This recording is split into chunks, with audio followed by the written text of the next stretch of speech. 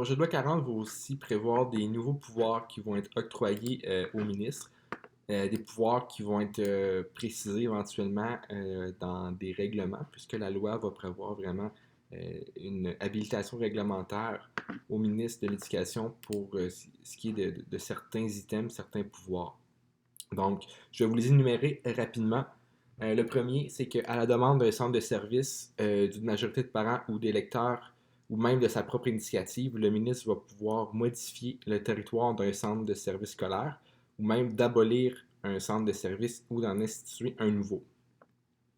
Le ministre va pouvoir aussi exiger que les centres de services scolaires mettent en place des mesures qui vont favoriser le partage entre divers centres de services, de ressources ou de services.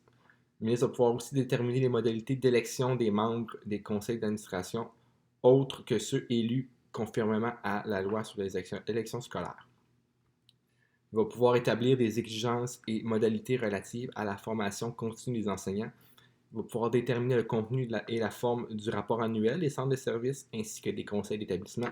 Il va pouvoir déterminer le coût au-delà duquel un centre de service scolaire doit obtenir l'autorisation de celui-ci pour procéder à des travaux de construction, d'entretien ou de rénovation des immeubles.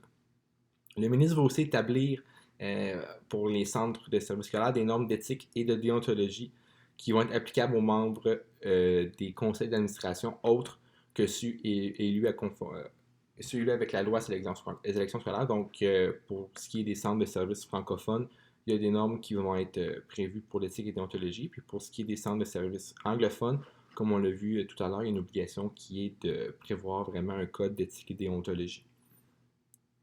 On a parlé aussi à profusion de formation obligatoire pour ce qui est des membres des conseils d'administration puis des membres des conseils d'établissement. Puis le ministre va avoir un pouvoir d'élaborer le contenu de cette formation obligatoire-là. Finalement, le ministre va avoir un pouvoir de déterminer les cibles et objectifs quant à l'administration, l'organisation ou le fonctionnement de certains centres de services ou même de tous les centres de services.